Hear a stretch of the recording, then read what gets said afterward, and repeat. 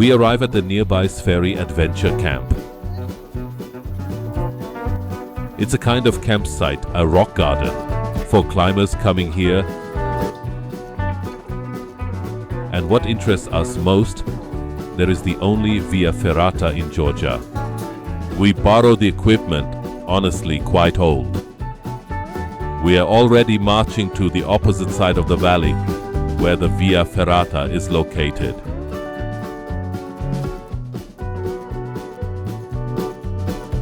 It isn't difficult, which makes sense, since the camp owners offer climbing it as a tourist attraction. It begins with this 70-meter rock pillar. Of course, you have to walk through some bushes to get to it. Thank God there's no sun today. The guide clears the way,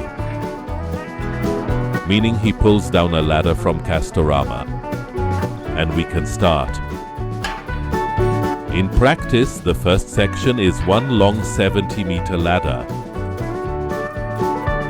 The safety system is prepared very solidly, and the technical condition of the Via Ferrata raises no concerns. The height quickly increases, the air under our feet grows, but since it's very easy, it's hard to talk about any serious stress.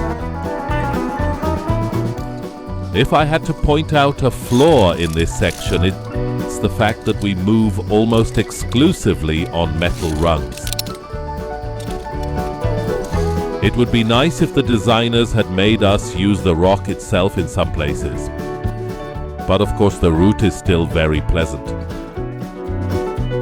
If someone might struggle here, it would mainly be regular tourists not used to exposure.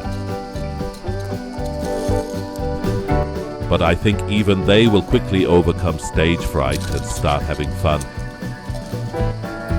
Climbing this vertical part takes about 15 to 20 minutes. Half an hour with photos. The wall is vertical, only in one spot slightly overhanging. The difficulty rating is just B. Only in 2 or so places do we have to make very short traverses. The rest just go straight up.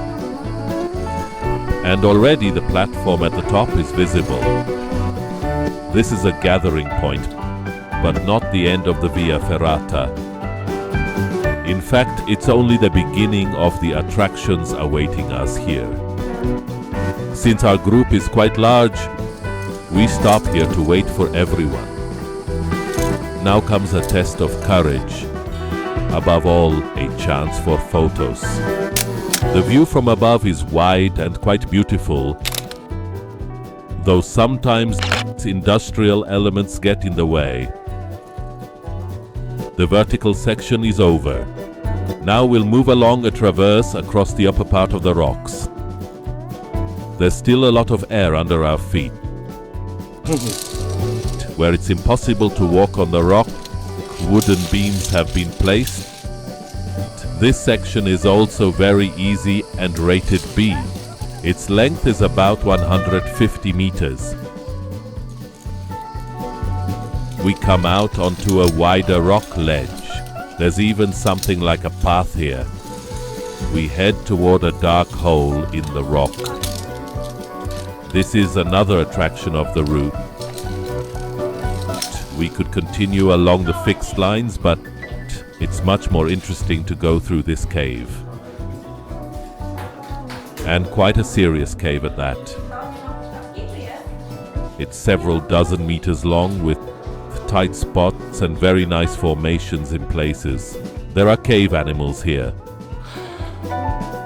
Whether we choose the cave traverse or the outside path, both routes meet again after a few dozen meters, to once more reach a cave, this time unavoidable.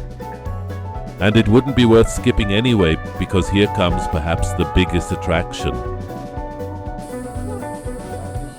After passing through a tunnel piercing the rock completely, the guide unlocks a swing installed there.